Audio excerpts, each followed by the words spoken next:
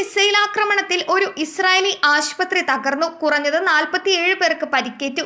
ഒരു പ്രധാന ആശുപത്രി ഉൾപ്പെടെയുള്ള പ്രധാന സിവിലിയൻ അടിസ്ഥാന സൗകര്യങ്ങൾ തകർന്നതിനെ തുടർന്ന് ഇറാന്റെ പരമോന്നത നേതാവ് ആയത്തുള്ള അലി ഖമേനിയെ ഇനി നിലനിൽക്കാൻ അനുവദിക്കാനാകില്ല എന്ന് ഇസ്രായേൽ പ്രതിരോധ മന്ത്രി ഇസ്രായേൽ കാറ്റ്സ് പറഞ്ഞു. വാർത്താ ഏജൻസിയായ അസോസിയേറ്റഡ് പ്രസ് റിപ്പോർട്ട് ചെയ്യുന്നതനുസരിച്ച് ഇറാന്റെ പരമോന്നത നേതാവ് ആയത്തുള്ള അലി ഖമേനിയെ ഇനി ജീവിക്കാൻ അനുവദിക്കാനാകില്ല എന്ന് കാറ്റ്സ് പറഞ്ഞതായാണ് വിവരം.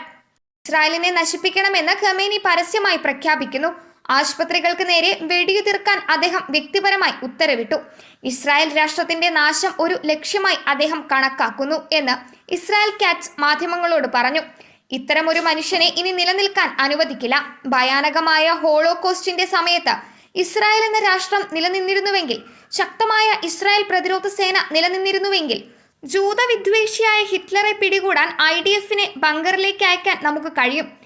അദ്ദേഹം നയിച്ച ജൂതന്മാരെ ഉന്മൂലനം ചെയ്യാനുള്ള പദ്ധതി പരാജയപ്പെടുമ്പോൾ ഞങ്ങൾ അത് ചെയ്യുകയും IDF-നെ അയച്ച് അദ്ദേഹത്തെ പുറത്താക്കുകയും ഇല്ലാതാക്കുകയും ചെയ്യുമായിരുന്നു. അങ്ങനെ കൃത്യമായി പറഞ്ഞാൽ ഖമേനി ആധുനിക ഹിറ്റ്ലറാണെന്ന് ഞാൻ മനസ്സിലാക്കുന്നു. News desk മലയാളാക്ഷരം.